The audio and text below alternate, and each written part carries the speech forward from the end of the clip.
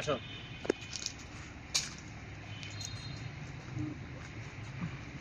প্রচণ্ড গরম, প্রচণ্ড গরমে দেখো আমার পিছনে এই যে এদিকে এদিকে চার সাইডে গাছ, এবং আমি দাঁড়িয়েছি একদম সবুজের ঠিক মাঝখানে।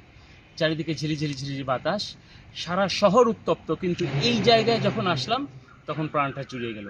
কারণ এই জায়গাতে আসলে মনটা ভালো হয়ে যায়, তৃপ্তি লাগে। প্রচণ্ড গরমেও এখানে কোথা থেকে যেন উপরালার সৃষ্টি, বাতাস চলে আসে। এই যে গাছের পাতা যদি তুমি দেখাও, একটু দেখো, ওইদিকে দেখো, গাছের পাতাগুলো লড়ছে না? দারুণ জায়গা। তো এইখানে আজকে আসলাম এবং আস্তে আস্তে মনে হলো যে কিছু কথা বলা দরকার। এই যে আমাদের কি বলবো, দ্বিতীয় বিশ্বযুদ্ধের পরে এখন সারা বিশ্বে যেই পরিস্থিতি বিরাজ করছে, তাতে আমাদের কেন জানি মনের মধ্যে একটা আতঙ্ক যে আবার তৃতীয় বিশ্বযুদ্ধ লেগে না যায়। একটি দেশ আরেকটি দেশকে ঘায়েল করার জন্য ব্যতিব্যস্ত। কিছুদিন আগে চললো ইউক্রেন রাশিয়া, তারপর ইসরায়েল ফিলিস্তিন, সম্প্রতি আমাদের পার্শ্ববর্তী দেশ ইন্ডিয়া পাকিস্তান, যাদের পূর্বশত্রুতার তো রয়েছেই, পাশাপাশি সেই সাথে এখন যেটা তৈরি হচ্ছে, ইন্ডিয়া এবং পাকিস্তান এই দুটি দেশকে নিয়ে আরও পিছন থেকে কেউ তাদেরকে নিয়ে খেলছে এবং তারা সেই খেলায় মত্ত। কিন্তু আশ্চর্যের বিষয় যে এই দুইটি দেশেরই যারা সাধারণ মানুষ, যারা কখনো যুদ্ধবাজ নয়, যারা ক্ষমতার লোভী নয়, যারা সাধারণ মানুষ, দিন আনি দিন খায়, যারা মনে করে যে হিন্দু মুসলিম বৌদ্ধ খ্রিস্টান সবাই আমার ভাই, তারা কেউই যুদ্ধ চায় না।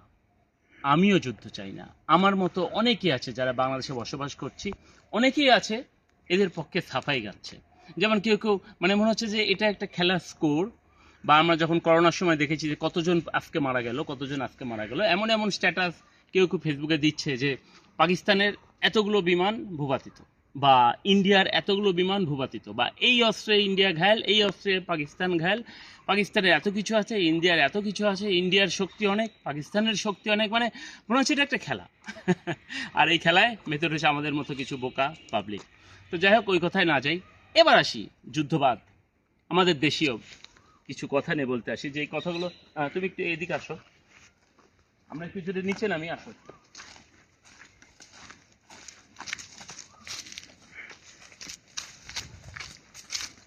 দেখো এখানে, দেখো প্রকৃতি দেখেছো কি সবুজ, চার সাইডে সবুজ না?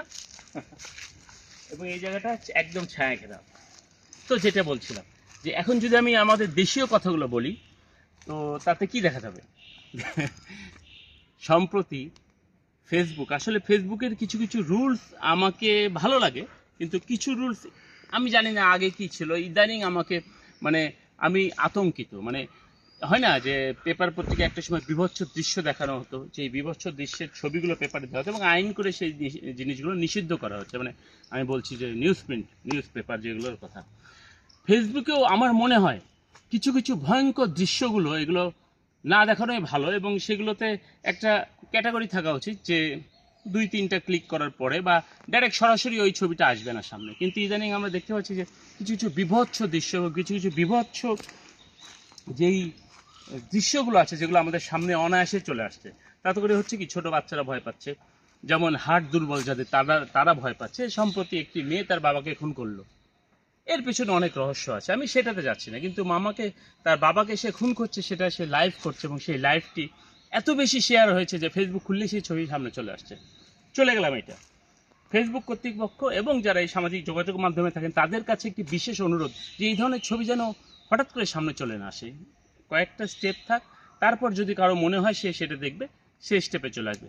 ওকে, যাই, এবার আসি, আমাদের দেশের কিছু সেলিব্রিটি আছে, মানে একটা সময় যখন ফেসবুক ছিল না, ইউটিউব ছিল না, টিকটক ছিল না, তখন কিন্তু এইসব সেলিব্রিটিদেরকে আমরা দেখিনি।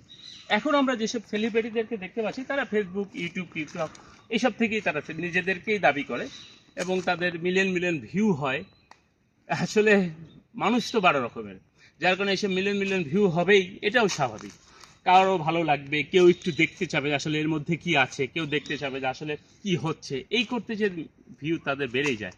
যদি নাম উল্লেখ করেই বলি, এই যে অল্প বয়সী একটি ছেলে মামুন, লায়লা নামে একটি মেয়ে, যা তার মায়ের সমান বা মা বয়সী, আমি তাদেরকে রেসপেক্টে, আসলে কি আমি তাদেরকে মানে আমি পাবলিকলি বলছি আর কি, যেটা তাদের যে প্রতিদিন একটার পর একটা নাটক, লায়লাকে ধরে মামুন পিটাচ্ছে, মামুনকে ধরে লায়লা পিটাচ্ছে, আবার একই বাসায় থাকে কিন্তু তারা কেউই বিবাহ করে নাই, তারপর লায়লা মামুনের নামে কেস করছে, মামুন ফকিন্নির ছেলে এসে বড়লোকের বাসায় থাকছে। মানে এই যে সামাজিক অবক্ষয়, এই বিষয়গুলো আবার যারা তুলে ধরেন খুব হাইলাইটস করে, তাদের কাছেও আমার অনুরোধ যে আসলে এই বিষয়গুলো নিয়ে এত নাড়ানাড়ি করলেই কি নয়। এখন আপনি বলতে পারেন যে পূর্বেও এগুলো ছিল, পূর্বেও অনেক নস্টালজিক বিষয় নিয়ে, অনেক নষ্টামি নিয়ে, অনেক মানে যে বিষয়গুলো তুলে আনার দরকার নেই সেগুলো নিয়ে সাংবাদিকতা হয়েছে, সেগুলো নিয়েও লেখালেখি হচ্ছে। হ্যাঁ ঠিক আছে, আমি মেনে নিলাম, বাট এখন তো আমাদের পৃথিবী হাতের নাগালে, আমাদেরকে তো একটু আধুনিক হতে হবে, এবং আধুনিক হতে গেলেই আমাদেরকে কিছু কিছু বিষয় আছে যেগুলো ইগনোর করাই ভালো। চলে আসেন হিরো আলম আবারও সামনে। তিনি যে কতগুলো বিয়ে করেছেন আর কাদেরকে নিয়ে সাথে থাকেন, তিনি কখনো বলেন বিয়ে করেছি, কখনো বলেন আমুক এতগুলো স্ত্রী আছে, আমার সন্তান আছে, আবার সম্প্রতি দেখলাম তার সাথে কে ছিল সে নাই, নতুন আরেকজন যুক্ত হয়েছে। বাদ এত কিছুর পরেও এই যে প্রখর রোদের হাত থেকে বাঁচতে হলে আপনাদেরকে অবশ্যই একটু সতর্কতা অবলম্বন করতে হবে। সেটা হচ্ছে যে আসো ভেতরে যাই, সেইটা এই গরমে সবাইকে সুস্থ থাকতে হলে একটু ছায়ার মধ্যেই থাকতে হবে। আর যারা সাধারণত রোদের মধ্যে কাজকর্ম করে বেড়ায় তাদের উচিত হবে যে একটু রয়েস হয়ে, একটু ধীরস্থিরভাবে শরীরটাকে কন্ট্রোল রেখে যেন বেঁচে থাকতে হয়। আমাদেরকে বেঁচে থাকতে হলে আমাদেরকে রাস্তাতে বাড়াতেই হয়। আমরা যেন একটু সতর্কতা অবলম্বন করি। বিশেষ করে এই গরমে প্রচুর পানি পান করতে হয়, শরীর থেকে ঘামের সাথে প্রচুর পানি ও লবণ বেরিয়ে যায়, আমরা যেন সেই পানির ঘাটতি পূরণ করতে পারি। আর সবাই যেন ভালো থাকি, ভালো থাকুক আমাদের পৃথিবী, ভালো থাকুক পৃথিবীর মানুষ। ভালো থাকবেন, দেখা হবে আবারও কোথাও। খুদা হাফেজ।